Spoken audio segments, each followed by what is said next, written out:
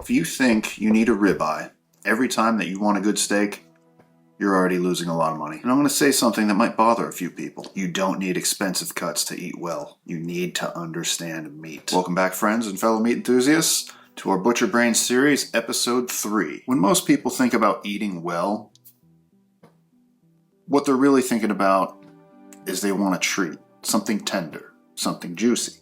And somewhere along the way, we started equating expensive with better. But that's not actually how meat works. Expensive cuts are more expensive for a reason, but it's probably not the reason you think. They come from muscles that don't work very hard. Less movement means less connective tissue. Less movement means more natural tenderness. That's one of the main reasons. In a way, you're paying for a convenience. You're paying for a cut that's hard to mess up. You're not paying for some magical upgrade in flavor. Here's something most people don't realize. Flavor doesn't come from the label. It comes from fat and how you cook it. I would rather have a cheap steak that's seasoned properly and cooked the right way over an expensive steak that's been totally mishandled. I've seen it more times than I can count. Here's where people go wrong. They buy a cheaper cut and then cook it like a ribeye. Hot and fast, overcook it, slice it wrong. Then they walk away with the perception that that cut sucks now, that it's just cheap meat, I'm not into that. No. You use the wrong method. Different muscles need different treatment. If a muscle works hard, it builds connective tissue. That connective tissue breaks down with time and heat. Low and slow turns tougher into tender. That's not theory. That's biology. A chuck roast, done right, can be fork tender and loaded with flavor. But you have to respect what it is. I'm going to say something else you might disagree with. Tenderness is overrated. Don't get me wrong, it matters. But people chase tenderness like it's the only metric. If that's really your only concern, then buy a fillet every time. But fillets are super mild. It's not the most flavorful cut. You're paying that premium price solely based on texture. I've seen it a lot, where somebody who maybe they only grill every once in a while, they're having an event, they want to have steaks for their friends and family, and I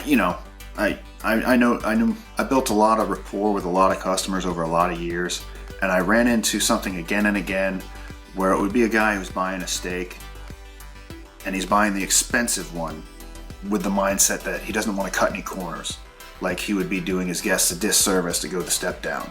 Feels good to throw a ribeye on the grill. There's nothing wrong with that. But skill beats price. Knowing how to take a less expensive cut and make it incredible, that's competence. That's something you actually earn. Let's talk numbers for a second. If one cut is $18 a pound and another cut is $7 a pound, and you make both taste great, then what are you actually paying for? If you feed a family, that's a difference that adds up fast. Over a year, that's hundreds, maybe more. Eating well doesn't mean spending the most. It means using what you buy intelligently. So here are a few practical swaps to think about. Instead of a ribeye every time, and this may be the most obvious one, look at a chuck eye. If you're watching this channel, you probably already know that. I've seen a common swap for filet being a flat iron, and I could see the similarity. They're both lean, they're both tender. There's going to be another episode in the series focused on busting myths about meat. And that, I can't quite call that one a myth. I've had fillets where I've eaten a flat iron right next to it and been just as happy, but I don't know if that would always be the norm. But that would be a good, cheap substitution. So if you're going to replace an expensive ribeye with a chuck eye, I'd say, sure, the next logical step from going from a fillet would be to a flat iron, or even what they market as a sirloin fillet, which I'm going to get into in the next section. And another just tip, not quite swap, if you're a fan of New York strips, when's the last time you have had a sirloin? I find the two are interchangeable. A lot of time the sirloin's better, and I don't mean interchangeable as similar, but a lot of the time, man, you get a good sirloin, especially that sirloin cap, especially that picanha, that beats your strip. Key is cook them properly, slice them properly, season them properly. There are multiple steaks that I could cook and season, give you a blind taste test, and you probably wouldn't know which one's which. Cheap meat isn't the problem, in my opinion.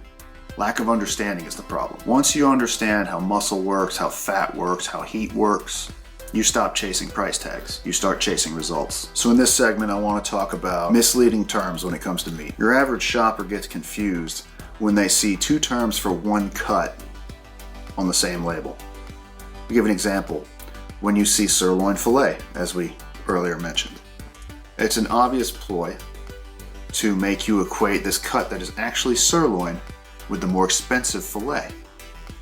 It's simply marketing. It's simply they cut it like a tiny sirloin steak instead of like a tiny fillet instead of like the big sirloin it is, to make you feel like you're getting something fancier. And they are a convenient buy, but if you put a sirloin next to a fillet and you wanted a fillet and you bite into a sirloin, you're not going to be happy. Like going back to what we said before, I'd rather have a perfectly seasoned, perfectly cooked sirloin than a poorly mishandled fillet. Another example is a chuck tender. Chuck tender is a funny one because it looks like a nice round piece of meat, a lot like a fillet again, but it tastes like chuck. It would shred if you threw it in a slow cooker, just like chuck roast or shoulder roast.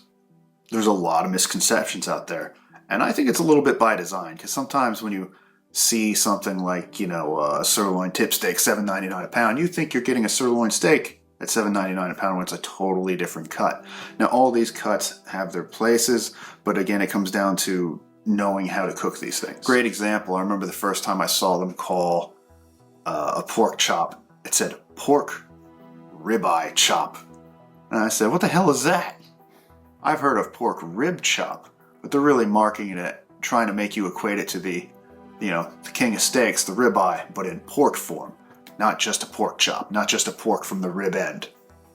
So they do that, and over time, you get different regions with different names for the same cuts, and different companies with different names for the same cuts. Think of Picanha, Sirloin Cap, Sizzler. That's three names, just three different places I worked there. They all called it different, all the same cut.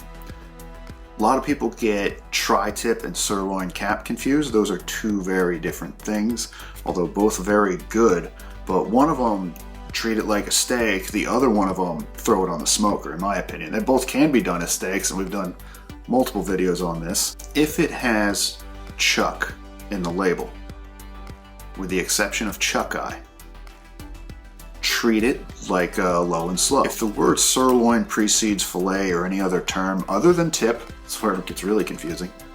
It's a sirloin steak, but a sirloin tip is a different cut altogether. The bigger whole muscle piece is often referred to as the knuckle, and looks a lot like a sirloin, but it's not the same thing.